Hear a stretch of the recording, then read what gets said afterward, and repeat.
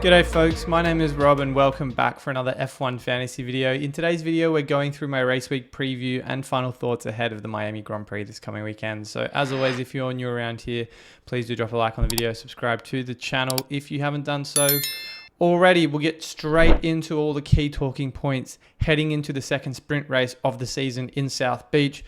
The most common question I get, especially on limitless or chip heavy weekends for one of the most powerful chips in the game, is if I make a transfer and then activate limitless, does the transfer hold for the subsequent race weekend? The answer is no. The transfer will be reversed once you activate the limitless chip, and it will mean you cannot take advantage of price rises, preempting transfers, that kind of thing, only because, again, it's probably one such way of gaming the system. But I do cover that in my chip strategy guide that I put out at the start of the year, so do check that out if you want more context around limitless. You'll always have two transfers available after limitless. You cannot roll a transfer into limitless, and as we know, if you activate the limitless chip, your team will get the price changes from your pre-limitless team. So if you were to activate the limitless chip in Miami, the price changes you get are based on the drivers and constructors you had in your team in Saudi Arabia, and that will be the team you have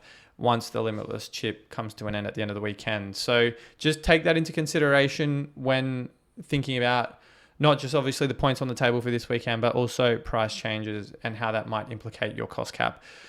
So in terms of whether or not I think it's right for my team this weekend, there's probably two main things, and I referenced my chip strategy video, but more specifically, I also put out a limitless strategy video a couple of weeks ago, so watch that as well.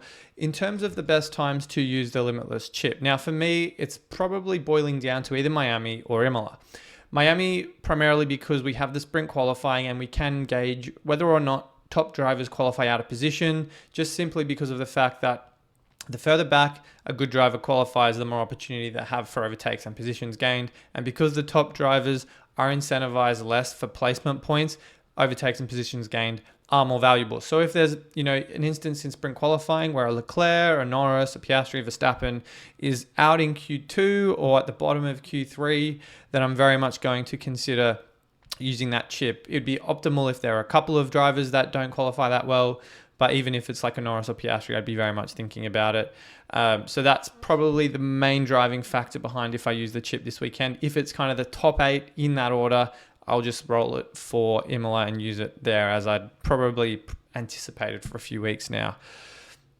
Another thought around planning the limitless chip is obviously price changes. Now, as we know from F1 Fantasy Tools and their budget builder, one of the best resources in the game, we can preempt what drivers and constructors are going to change in price based on how they perform each race week. So I'm going to bring up the F1 Fantasy Tools budget builder on the screen here. Before we get into the numbers, I will just say it has been a little bit of a delayed process to get this, mostly all of because of me, but discount code that if you don't already use F1 Fantasy Tools premium features, you can for the first month get 50% off using the code HUB50. So details for that are in the video description, and obviously part of the rotating overlays in the video above me as well. So again, these are the best guys to kind of structure your fantasy team each week.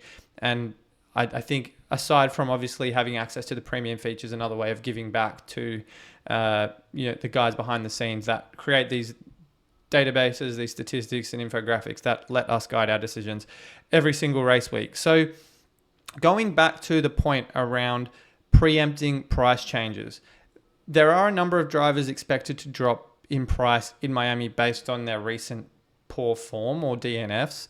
I'm looking at the likes of Gasly, Doohan, some people might still have Stroll, even Ocon maybe. These drivers for me are by no means absolutely guaranteed for a price rise.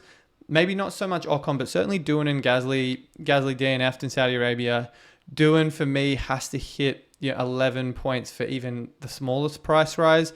And in that Alpine, for me, I'm not overly convinced he can get to 11 points. So for that reason, you obviously need to take into account if you're going down limitless, but you're carrying these drivers expected to drop in value, whether or not it's still the right time to use the chip, or if you to postpone it for a week, get in drivers that are likely to not change in price or may well go up in price. You know, a lot of us probably already have Behrman, Hadjar.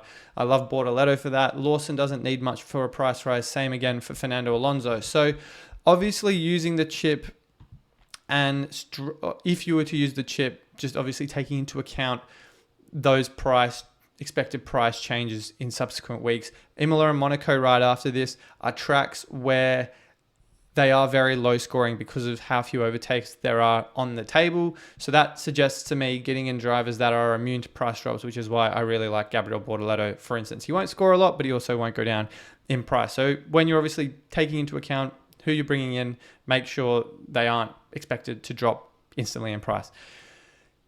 Regarding using the Limitless chip in Miami, again on the weather, another factor to consider, a variable that at the time of recording isn't something to me that's likely to dissuade me from using it. Sure, we saw how detrimental the wet weather was in Australia, but it's going to be very light showers from the weather reports I've read as of right now. Do keep an eye on it. I'll be tweeting about it if you follow me on Twitter in terms of what that means for our Limitless teams and whether or not it is a risk or low risk situation around that. So, weather, I think for me, always worth a consideration when activating a Limitless chip. Now, just something I saw before recording, going back to Jack Doohan, is that there were reports that he may actually be out of his seat by Imola. Take what I'm saying with a grain of salt, but there has been headlines flying thick and fast around whether or not this is legitimate for Franco Colapinto coming into the Alpine fold. Now, this is just from Racing News 365. This essentially came from an interview with, if I go over to this page, the president of YPF, who sponsors Franco Colapinto, let slip in a TV broadcast while he thought he was offline if Franco Colapinto would be racing for Alpine soon. After the broadcast ended, he referenced Imola. Now, this is all in, I think, Spanish, so I'm not going to pretend to, apologies if I've got maybe Portuguese. I apologize if I've got the language incorrect, but just something to keep in mind if you've got Doohan in your team. I think for me, he was already very much, I think, on the sell side, but pretty much guarantees if you own him a transfer out this weekend. So just keep that in mind. I think for me personally, moved him off a week ago, and I definitely think it's probably going to be, for a lot of people, a priority target this week as well. Now, quickly into the asset tier ranking. A lot of this is just based on expected price rises and falls. I won't go through every driver, but aside from Oscar Piastri, who I think is the most obvious transfer target for those people that don't own him, I actually really like Lando Norris this weekend as well, specifically for teams that have higher budgets. And I'm talking about the probably 13s to 115 million if you've really been focusing on budget. I'm at about 109. But I think for Lando, sure, his threshold is much higher for the max rise than someone like Oscar Piastri. But at the same time, this is a sprint race weekend. He scored 32 and 36 on non-sprint weekends over the last two races, even though he did look a bit shaky in Saudi Arabia, binning it in the wall in qualifying. But 41 points is by no means an impossible task for a driver like him in the best car on the grid. So I think for the fact that it's an extra session of scoring, he also won here last year, and the fact that him and Oscar, I wouldn't be surprised, are again 1-2 this weekend, makes me think he is the second best option behind Oscar Piastri. And if you can afford Lando Norris and two premium constructors, I'd be very much giving that some serious thought. I don't think I'd be going down the Lando Norris path for just McLaren and a Haas or McLaren and a V carb. It would only be if you've got enough budget to get into the double premium constructor lineup. But I think that was really interesting to me. I think otherwise, Russell, a budget enabler compared to someone like Oscar Piastri, and I probably wouldn't be entertaining the Ferrari drivers or Max Verstappen or Kimi Antonelli at this point.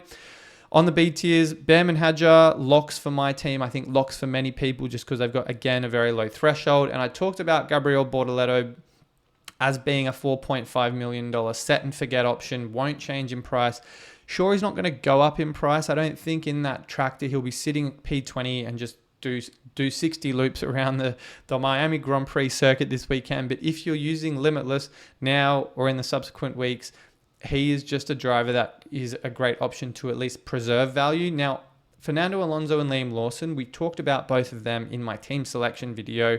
I really like at their price, Alonso 6.2, Lawson 6.6, very enabling options. I don't think they're going to set the world on fire, but they don't have a high threshold for a rise. So I do like both of them. For me, Alonso's experience probably edges it and his price in favor of Lawson for me personally, but Lawson only needs to score a couple of points for any price rise this weekend. So I like both of them, carry them through a couple of weeks, then bin them off probably after Limitless, whether that's this weekend or in Imola. Obviously, if I activate the Limitless chip this weekend, I can't make transfers for these two guys, but I do like both of them in Miami. Ocon and Albon, probably the only two alternates. If you, again, have the budget to stretch to someone like Alex Albon, the high budget teams, I wouldn't say people below 111, 110 can afford him unless you're making compromises elsewhere. And then I wouldn't really go near Doohan for obvious reasons, Stroll, Sainz, Tsunoda, etc. I think at this point of the season as well, there's a clear divergence from the B tier constructors. I think if you've got Haas, it's perfectly fine to hold as a budget building option while you're on Limitless. But as soon as we get to Imola and Monaco, low overtake tracks, all of the B tier constructors, with the exception of maybe Williams, are going to be largely obsolete. So just keep that in the back of your mind if you're rolling with them for another week or two. And then on to my final team thoughts. Current choice for this weekend will be Piastri if I go down the non-limitless path. If I do limitless though, it's Norris or Verstappen for me, just simply because they're both going to be very low owned on the 2X. I want that kind of differential 2X option when going for a differential chip. And so for that reason, Max, because he's won 2 races here and finished second to Lando Norris in 2024, is appealing. For that reason, he obviously had driver of the day in Saudi Arabia. Whether that was deserved is another thing altogether, but 38 points last weekend on a non-sprint weekend, great result for Max. And then Norris, as I've talked about, in a great car, won here last year. I think he could certainly be on for another good result in South Beach. So I talked about Limitless enough. I'm not going to keep harping on about it. This would be my very probable lineup. Russell versus Hamilton's probably the only dilemma for me as of right now. There'd have to be a very good reason for me to go away from Ferrari as the second constructor. I think Russell is perfectly fine, and him versus Hamilton's probably a bit of a toss-up. So again, just keep an eye on sprint qualifying and free practice and make your decision from there. On the weather, again, just keep an eye on the forecast. I'll be tuned into that between now and the deadline to make sure there's no severe variable that will likely affect either my team decisions, whether that's limitless or transfers for this weekend. And then the deadline is the sprint race and not qualifying, as it usually is on the Saturday. So that's pretty much everything that's on my radar for this week. We'll revisit my team for what it looks like this coming weekend. But there's probably 1 or 2 obvious moves, and that's going to be it for me in Miami. Now, I've obviously talked about Limitless. That's one option. The other is to save it for Imola. If I do that, then it just means moving off Pierre Gasly, who had a DNF in Saudi Arabia, went down 0.6, will probably go down 0.6 again in Miami, regardless of what he scores. And then there's probably the possibility of taking out Mercedes for Ferrari. Now, again, this depends on whether or not I think Ferrari's momentum continues into this weekend.